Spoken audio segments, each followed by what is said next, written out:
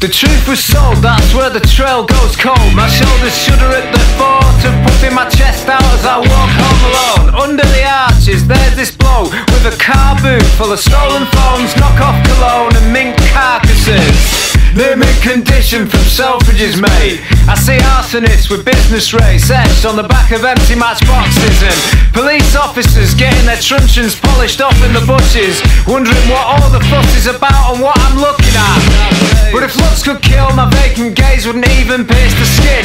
I'm not lazy, ambition's just something I've no interest in. At least when I meet my maker, I'll embrace all my mistakes as I descend into the bowels of hell with a shit-eating grin on my face. Dark days. It's a never-ending cycle of abuse. Dark days. I had the blues and I can't shake them loose. Dark days. I had the blues and I can't shake them loose. Dark days. It's a never-ending cycle of abuse. We're skeptic due to how the media have depicted you. Though getting to know you better, we clicked and so we stuck together. Turning the corner of the burning cenotaph, and those coppers clocked us, stopped us and shook us up and down with no grounds to and no due process. They started discussing whether to let us off for doing nothing, or maybe pop us for looking like we might be hiding something. And the radio buzzed in. Thank fuck I bought you enough time not to get shot. Dark days. It's a never-ending cycle of abuse. Dark days. I had the blues and I can't shake them loose. Dark days. I had the blues and I can't shake them loose. Dark days. It's a never-ending cycle of abuse. Dark days. It's a never-ending cycle of abuse. Dark days. I had the blues and I can't shake them loose. Dark days. I had the blues and I can't shake them loose. Dark days. It's a never-ending cycle of abuse.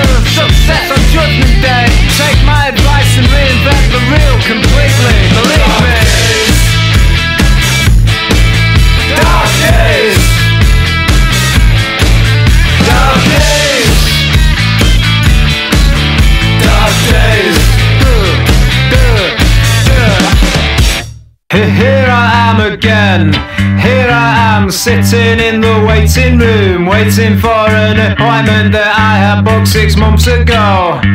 I'm feeling very low, yes I was shitting bricks at the prospect of existence without you, and so I gave it one more go. But my story didn't stick, then suddenly it clicked.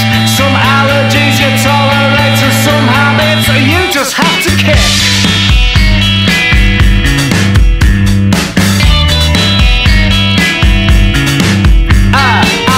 On your back, amongst the peanut shells that were scattered on the floor of the big top, right next to the overwhelming sense of impending doom. But no one even asked or mentioned anything to me about the elephant in the room. When suddenly it clicked, some allergies you tolerate and some habits you gotta bite the bullet and get it fixed. You gotta get it seen to see to it that the story sticks, that the story sticks, that the story sticks, that the story sticks. You gotta bite the bullet and get it fixed. Get it seen to see to it that the story sticks, that the story sticks, that the story sticks, that the story sticks. You always said that you'd met and fell in love at the circus, and that's why you loved animals so much. So much so that you bought a big dog with little ears and called it Dumbo, which was a joke that got less and less funny every time. Well, obviously you brought the dog along that night when you showed up otherwise alone to my dinner party, having already rung ahead to ensure that all of my dishes had been prepared in a completely nut-free environment, now quipping that it was for the sake of your imaginary husband, because several years on from the wedding that none of us were invited to, we still hadn't met him, even though you always said he was coming, before suddenly he couldn't make it because he worked away a lot with work, but mainly because he didn't really exist. And you broke down in tears in my kitchen, certain he was seeing somebody else. How reckless we'd all been to tolerate your fabricated reality, but until then I didn't have the guts to put an end to the ever-maddening scenes. So with a solemn nod and totemic silence, I walked over to the cupboard where I kept the snacks, took a pinch of dry roasted dust from the loose peg bag, sprinkled it into the upturned palms of your trembling hands and said, "If you just rub some of this round the rim of his can, then no one will know but we'll all understand. It takes real guts to fake being nuts, and it takes real nuts to break fake guts."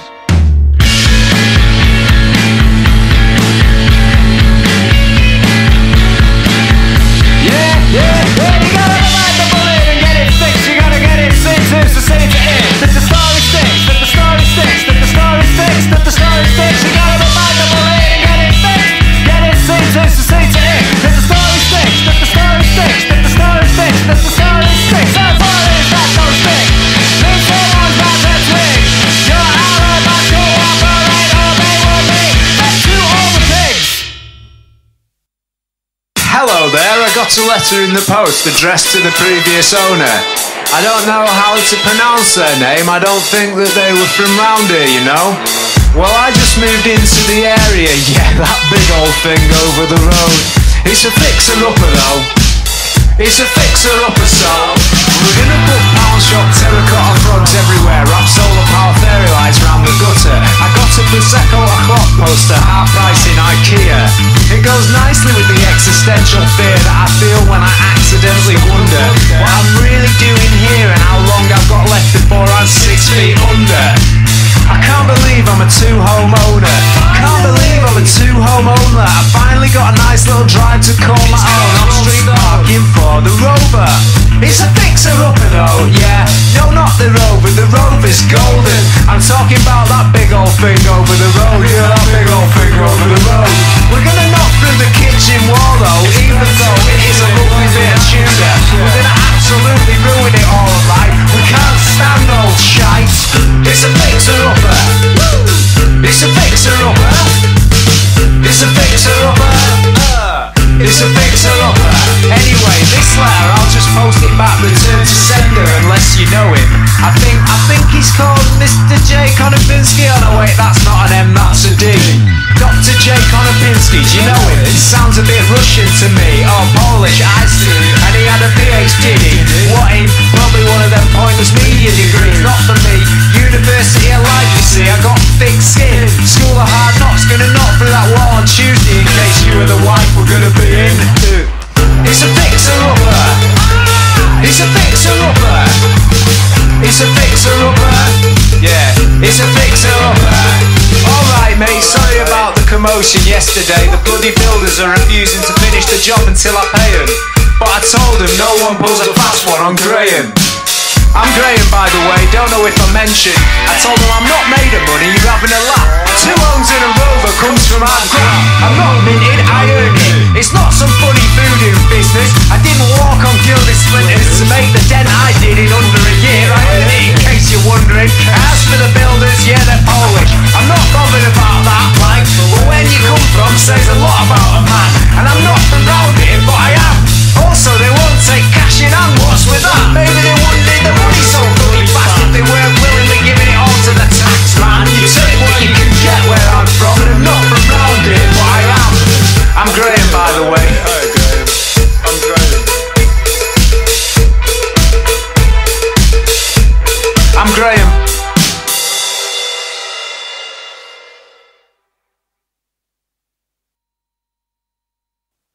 What a day to be alive, the state of everything. I know you saw the sign in the window. The brain fist on hollow wood, sticky fingers on sugar glass. Are you really so desperate, desperate, desperate?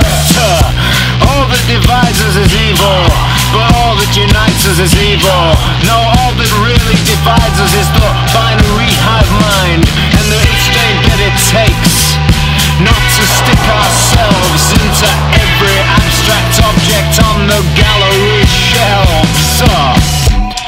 Then the trapper came around.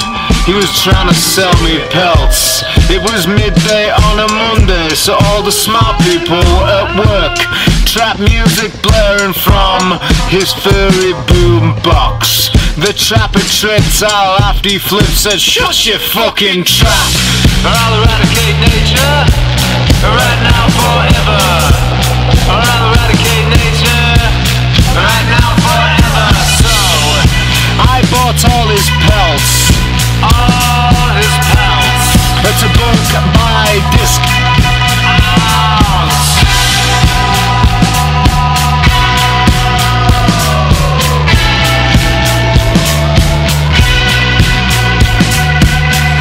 I took out a small business loan, and I bought all his pelts. I threw them in the boot of my car and drove downtown. I pitched up a store outside the office blocks, and come 5 o'clock, it was so cold that everybody needed one, and everybody wanted two.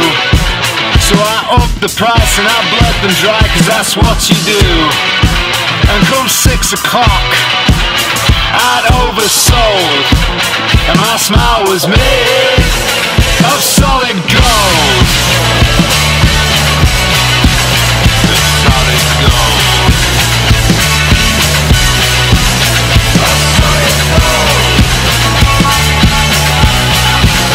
A solid gold. I collapsed under the weight of my own success. Yes.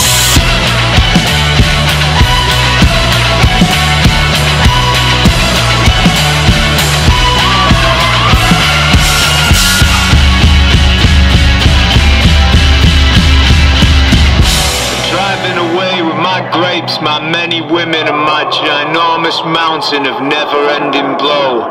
I saw the trapper disappear from my rear-view mirror with no pelts to call his own.